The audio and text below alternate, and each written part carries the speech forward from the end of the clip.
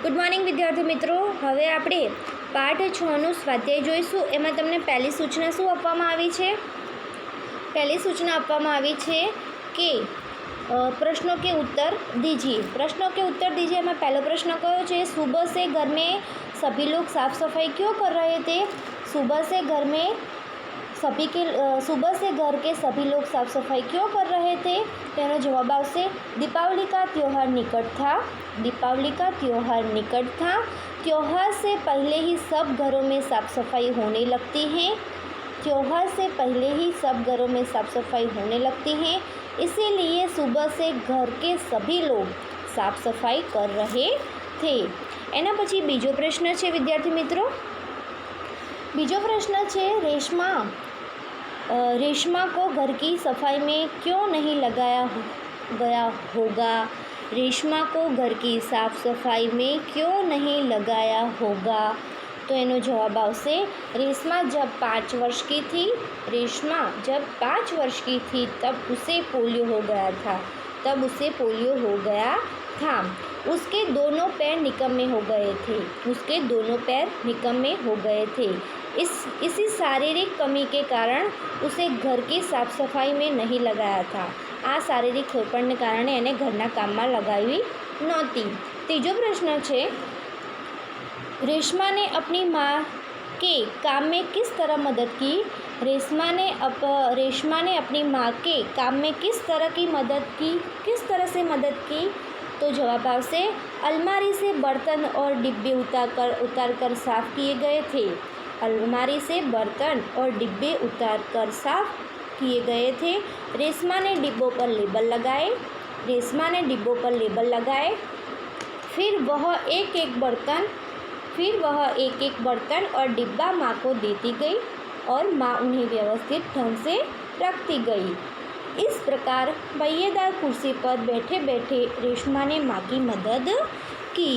एना पछी चौथो प्रश्न है माँ ने रेशमा को बाजार क्यों भेजा? माँ ने रेशमा को बाजार क्यों भेजा? तो एनो जवाब आवशे माँ को लड्डू बनाने के लिए कुछ सामान की ज़रूरत थी। माँ को लड्डू बनाने के लिए कुछ सामान की ज़रूरत थी। पति दफ्तर चले गए थे। बेटा गोलू अभी छोटा था। दादा और दादी जी बहुत बुजुर्ग थे। माँ को परेशान देखकर रेशमा ने माँ से कहा कि आप मुझे सामान की सूची और एक थैला दे दीजिए, सामान मैं लाऊंगी। रेशमा की आवाज़ में क्या थी? दृढ़ता थी। वह पहले भी एक बार सामान ला चुकी थी, इसीलिए माँ ने रेशमा को बाजार भेजा। एना पछी पांचमो छे प्रश्न रेशमा ने गोलू को धक्का क्यों मारा? रेशमा ने गोलू को धक्का क्यों मारा? तो रेशमा ने एक पटाखे को बुझा हुआ समझकर छोड़ दिया था। गोलू ने एक पटाखे को बुझा हुआ समझकर छोड़ दिया था। कुछ देर बाद उसमें से चिंगारी निकलने लगी। गोलू की पीठ पटाखे की तरफ थी। रेशमा ने यह देखा और चिल्लाकर गोलू को हट जाने के लिए कहा, पर शोरगुल के कारण उसे सुनाई नहीं दिया। रेशमा जल्दी जल्दी अपनी कुर्सी को ढकेलती हुई गोलू के पास पहुंची और जोर से धक्का मारकर खुद आगे निकल गई। उसी समय पटाखा जोर से फूटा। इस प्रकार गोलू को पटाखे से बचाने के लिए रेशमा ने उसे धक्का मारा। विद्यार्थी मित्रों, पछी प्रश्न 2 है। प्रश्न 2 में शू सूचना आपवामां आवी छे कि रेशमा की जिंदा दिली विषय पर संक्षेप लिखिए। रेशमा की जिंदा दिली पर एक संक्षिप्त थोड़ा आपणे फकरो लखवानो छे एना विषे, एनी जिंदा दिली विषे। तो आपणे जोईशुं पोलियो के कारण रेशमा के पैर निकम्मे हो गए थे। पोलियो के कारण रेशमा के पैर निकम्मे हो गए थे, लेकिन इस शारीरिक कमी का उसके मन पर कोई असर नहीं हुआ, पर वह अपने सारे काम स्वयं करती है। वह अपने काम के लिए किसी पर निर्भर नहीं रहती। घर के कामों में भी वह पूरी लगन से माँ का हाथ बटाती है। अपनी पहिएदार कुर्सी पर बैठकर वह बाजार से सामान भी ले आती है। सचमुच रेशमा एक जिंदा दिल लड़की है। तो आ पाठ में रेशमा विषे जे थोड़ी घणी माहिती आपवामां आवी छे ए आमां आपणे लखवानी રહેશે વિદ્યાર્થી મિત્રો। પછી ત્રીજો પ્રશ્ન છે, નીચે दी गई घटनाओं को कहानी के क्रम में लिखिए।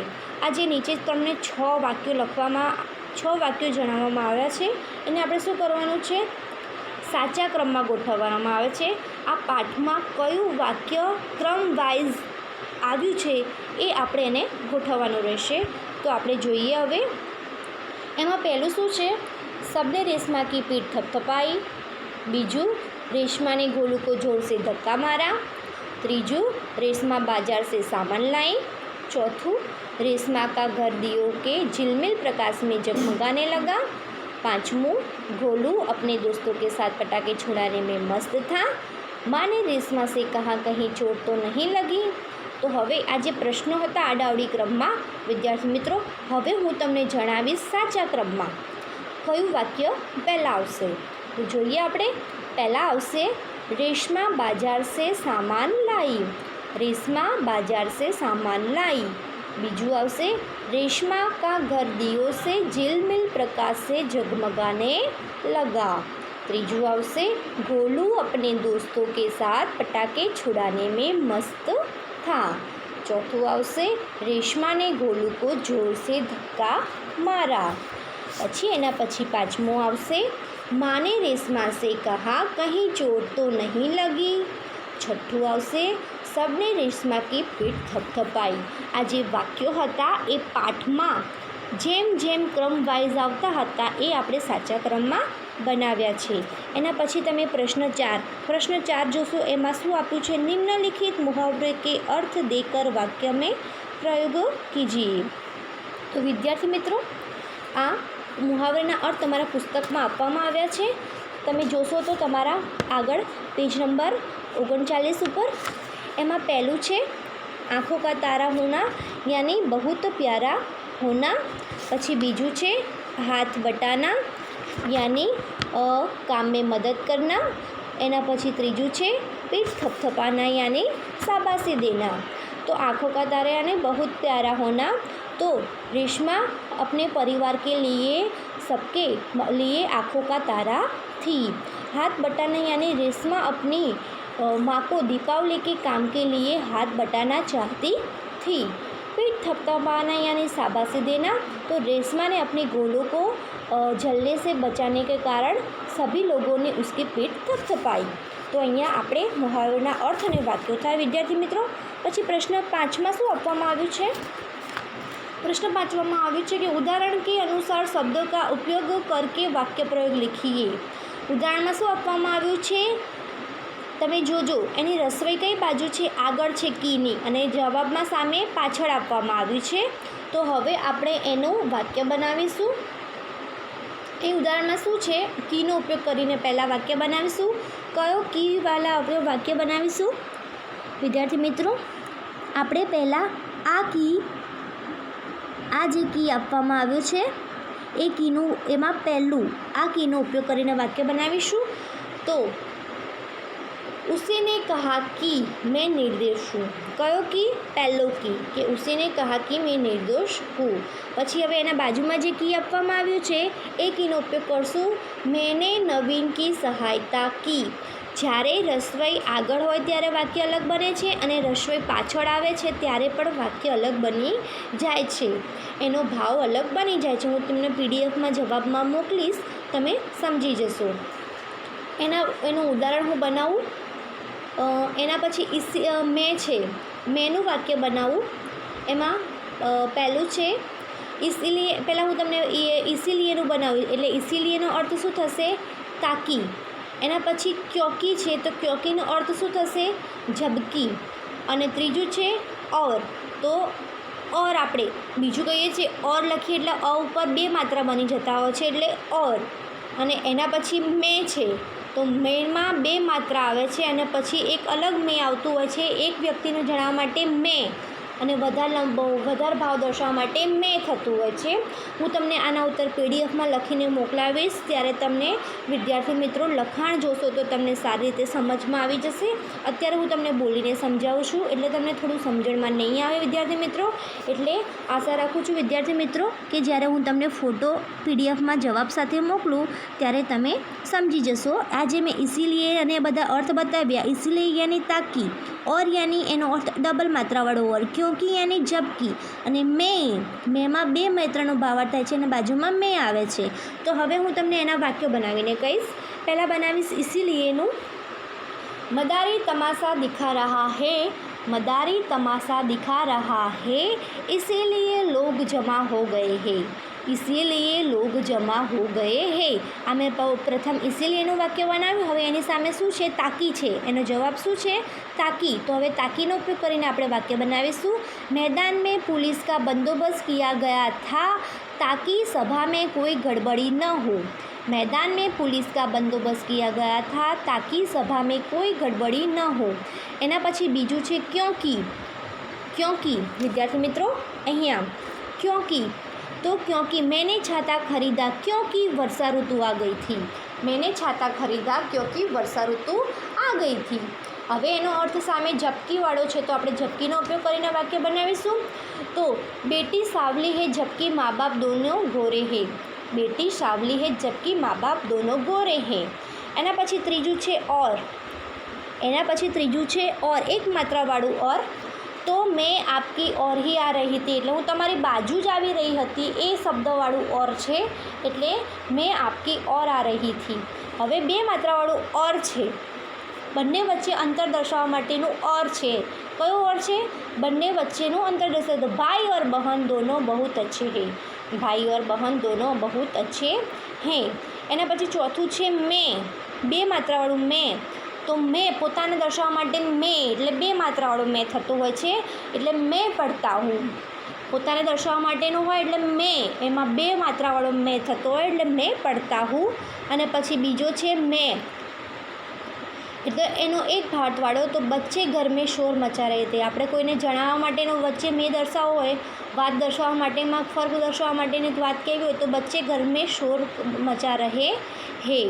વિદ્યાર્થી મિત્રો આ તમે જોયું વિદ્યાર્થી મિત્રો. એના પછી તમારો બ આપવામાં આવ્યો છે. બમાં શું છે? અહીંયા बमा આપવામાં આવ્યું છે કે नीचे दिए गए शब्दों में से शब्द क्रमानुसार लिखिए. नीचे दिए गए शब्दों को हमें यहाँ ये जो ट्रेन का डिब्बा है उसमें यहाँ दिए गए એટલે અહીંયા જે આપણે વાક્યો આપવામાં આવે છે એને આપણે લખવાના રહેશે. વિદ્યાર્થી મિત્રો આપણે લખવાના રહેશે. વિદ્યાર્થી મિત્રો સોરી, હું તમારો પ્રશ્ન 6 દર્શાવવાનો ભૂલી ગઈ. પ્રશ્ન 6 જોઈશું. પ્રશ્ન 6માં શું આપવામાં આવ્યું છે? प्रश्न 6, नीचे दिए गए वाक्यों का वचन परिवर्तन कीजिए. અહીંયા જે પણ અહીંયા વાક્યો આપવામાં આવ્યું છે એનું આપણે શું કરવાનું છે? વચન પરિવર્તન કરવાનું છે. અહીંયા ઉદાહરણ છે, ઉદાહરણ જોઈએ. माँ को मिलते ही मेरी खुशी का ठिकाना न रहा. હવે ખુશી શબ્દ છે એનું આપણે વચન પરિવર્તન કરશું તો ખુશીઓ. ખુશીનું વચન પરિવર્તન કરશું તો શું બનશે? ખુશીઓ. तो पहला खुशीનું વાક્ય જોઈએ તો माँ को मिलते ही खुशी का ठिकाना न रहा. હવે આપણે ખુશીઓનો ઉપયોગ કરેલું વાક્ય જોઈશું તો माँ से मिलते ही हमारी खुशियों का ठिकाना न रहा. ખુશીનું શું થઈ જાય છે? खुशियों. હવે એમાં પહેલું જોઈએ ऐसी कई घटनाएं मेरे साथ घटी है. તો ઘટના એ ઘટનાનું શું થઈ જશે? ઘટનાનું ઘટનાએ થઈ જશે. શું થઈ જશે? ઘટના એ. ऐसी कई घटनाएं मेरे साथ घटी है. તો એમાં શું પહેલું આવશે? ऐसी कई घटना मेरे साथ घटी है. ઘટનાનું ઘટનાએ. બીજું परिचारिका ने मरीज की अच्छी तरह से देखभाल की. તો મરીજનું શું થઈ જશે? મરીજો. મરીજનું શું થઈ જશે? મરીજો. આપણે આખું વાક્ય ફરીથી બનાવવાનું. परिचारिका ने मरीजों की अच्छी तरह से देखभाल की. ત્રીજું છે રાત को मैंने સુંદર સપના દેખા, તો મેનેનું શું થઈ જશે? વચન પરિવર્તન મેનેનું હંમેશા હમને થશે. મેનેનું વચન પરિવર્તન હંમેશા હમને થશે. તો રાત को हमने सुंदर सपना देखा શું થશે? रात को हमने सुंदर सपना देखा. चौथું भूकंप का झटका आया फिर भी मैं नहीं घबराया. તો ઝટકાનું શું થઈ જશે? ઝટકે. ઝટકાનું વચન પરિવર્તન ઝટકે. વિદ્યાર્થી મિત્રો, તમે હજુ ધોરણ 6માં છો, તમને થોડું નવું લાગશે પણ ધીરે ધીરે આવડી જશે. તો એનું થશે ભૂકંપ કે ઝટકે આए फिर भी मैं नहीं घबराया. પછી અહીંયા આપણે પૂર્ણ કર્યું. હું તમને પીડીએફમાં જવાબ મોકલી આપીશ તો તમારે લખશો અને સમજી પણ જશો. હવે જે આ ટ્રેનનો ડબ્બો આપવામાં આવ્યો છે એમાં આપણે જે ઉપર જે કોષ્ટકમાં શબ્દો આપવામાં આવ્યો છે ને એને શું કરવાનું છે? ક્રમાનુસાર એટલે કક્કાવારીમાં જે ક્રમ આવતો હોય સૌપ્રથમ જે શબ્દ બનતો હોય એનો ઉપયોગ કરીને વાક્ય બનાવવાનું રહેશે. તો પહેલું કક્કાવારી બધું આપણે શરૂ થશે અ. તો આમાં પહેલું આપવામાં આવ્યું છે અંગૂર, તો અહીંયા લખવાનું રહેશે અંગૂર. બીજું આવશે આકાશ, આકાશ. ત્રીજું આવશે તુફાન, એના પછી નિર્દોષ, એના પછી ભૂકંપ, એના પછી મરીચ, એના પછી મહેનત, એના પછી શ્રેષ્ઠ, એના પછી સુંદર. તમને જો કક્કો આવડતો હશે તો તમે કક્કાનુસાર ક્રમમાં તમને આવડી જ જશે. સ્વરથી ચાલુ કરીને અ. પહેલાં આપણે કયું વાક્ય લીધું? અવાળું લીધું, પછી આવાળું લીધું અને પછી કથી પહેલાં ક પછી જે શબ્દો ચાલુ થતા હોય એ પ્રમાણે તમારે વાક્ય ગોઠવવાના રહેશે. વિદ્યાર્થી મિત્રો, તો તમારો આ પ્રશ્ન આપણે અહીંયા પૂર્ણ કર્યો. એના પછી તમને શું આપવામાં આવ્યું છે? ભાષા સજ્જતા આપણે જોતા નથી વિદ્યાર્થી મિત્રો. એના પછી તમારો આગળનો કાવ્ય એ આપણે આવતા લેક્ચરમાં જોઈશું વિદ્યાર્થી મિત્રો. ત્યાં સુધી ધન્યવાદ.